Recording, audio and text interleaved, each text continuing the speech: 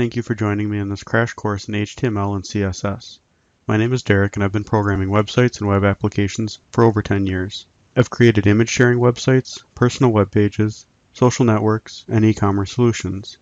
I tend to use HTML, CSS, JavaScript, jQuery, PHP, and SQL in my projects. HTML and CSS is used to create the look and feel of a web page, but not necessarily the behavior or intelligence of a website. As the name implies, this crash course is designed to quickly cover as many aspects of HTML and CSS as possible, relying on both examples and repetition to gain a deep understanding of the content so you can apply it to your projects. To start the course, we'll cover a few fundamentals of HTML.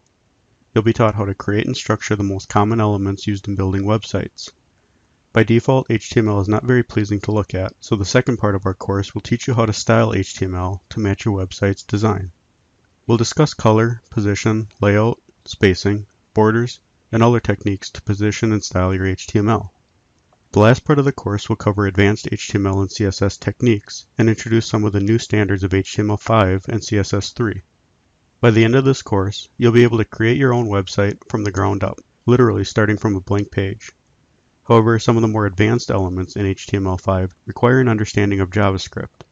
We'll go through working examples of many new components added to HTML5, but will not go into detail explaining the scripting logic used to make them functional.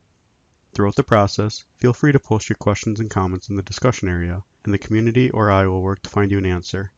Don't be shy. If you're experiencing an issue, there will be others with the same question, so speak up. Thanks again for signing up, and I look forward to hearing from you as we continue through this crash course together.